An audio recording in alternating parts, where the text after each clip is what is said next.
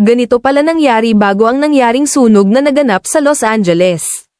Kung hindi mo napanood ay panoorin mo ito, dahil sadyang nakakatakot ang mga ganito senaryo. Yung tipong tuwang-tuwa sila sa sinasabi ng babae na ito, pakinggan ninyo mabuti. Ballroom Salmon. Ballroom Salmon is actually the name of Stanley Tucci's new cologne. Now available at Buca de Beppo. So much has already happened in the first half, and the acceptance speeches have been on fire. Who got shouted out the most? Let's look at the numbers.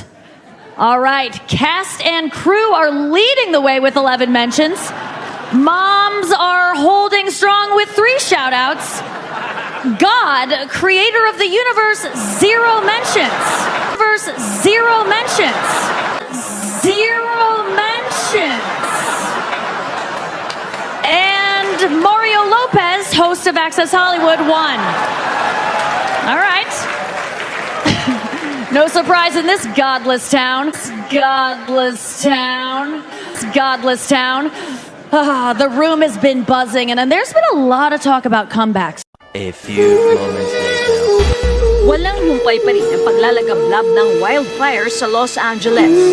Sa Palisades Fire na isa sa 5 patuloy na sinasagupang wildfire sa California.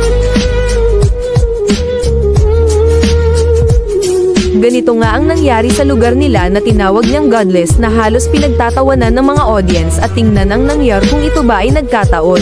At sinabi nga sa Bible sa Mateo Kapitulo 4 versikulo 7, huwag mong subukin ang Panginoon mong Diyos. Kaya nga mga kaibigan, kahit ano pa ang estado ng buhay ay lagi tayo magpasalamat sapagkat ito ay hiram lamang sa ating Diyos na may kapal. At kung nagustuhan mo itong aking video ay pwede ba paki-like at paki-share ito para malaman ng iba. Maraming salamat. God bless.